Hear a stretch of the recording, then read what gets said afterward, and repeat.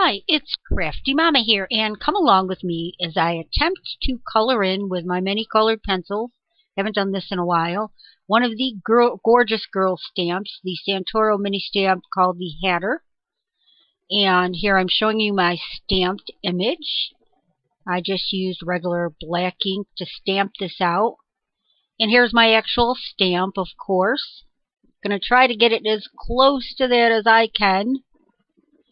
And here's the package, just my package. You get a little mini collectible card in there with the package. Sorry about the glare. And then, of course, I'm going to show you, I'm going to use Prismacolor, my colored pencils from them. Love the design on the tin. It's so cute. And I'm also going to maybe use the Sargent watercolor pencils, Sargent Art watercolor pencils that I have. As you can see, the colors on the box there. And I might even have to use, depending on what colors I decide I need, this Raffine Fine Art. Look at the bridge, really pretty in the background. Little design on the cover. These are 12 metallic color pencils. You can see the colors on the bottom of that. So now that we have our supplies, let me get going.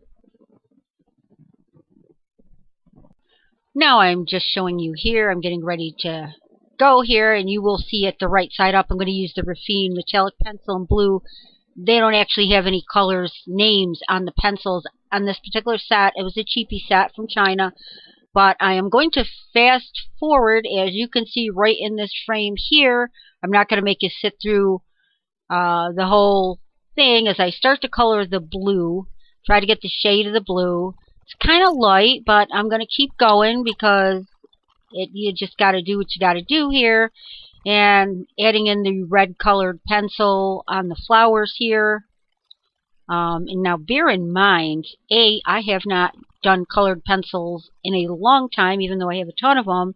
And this is a very, very small item, stamped image, I mean, that I'm working on. This entire stamped image is only 3 inches high by 1 3/8 inches wide.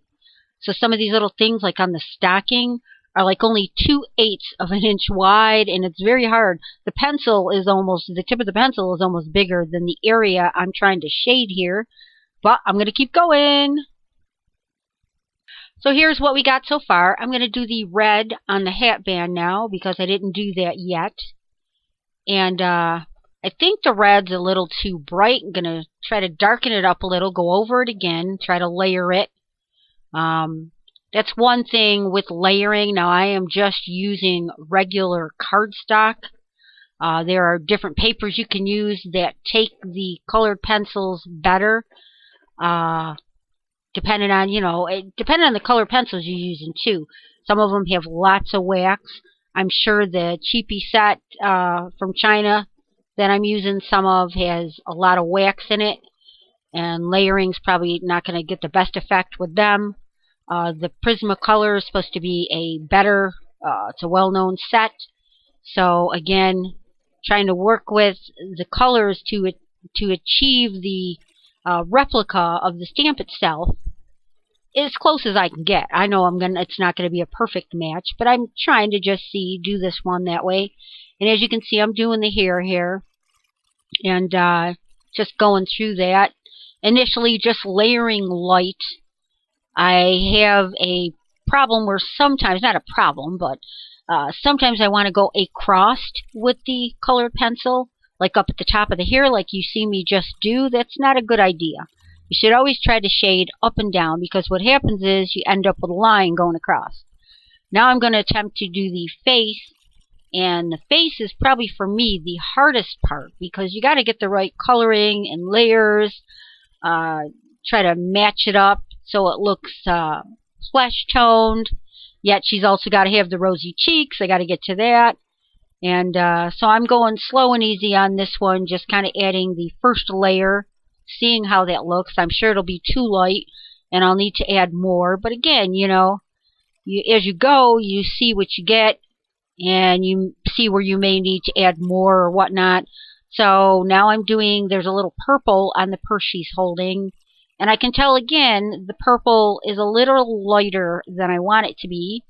But again, I can go over it with different shades or whatnot and probably achieve a darker tone. So right now I'm just going to keep going. And, you know, she's coming along. We've got, you know, almost completed. Obviously, there's little details and whatnot. I'm going to have to fine tune, but we'll see what happens. Okay, so here's where we're at so far. I think she looks super cute. Still not quite the way I want her. I think I am going to go back in with that purple and fine tune, get that a little darker. So that's my next step. And as you can see me here, I'm pressing harder with the purple to make it darker. Filling in the little hearts on the purse, which are super tiny. And there's a little spot of blue behind the purse handle I missed, I noticed. And just going all over with a few colors like gray and whatnot. Here I'm trying to put the rosy pink color on her cheeks.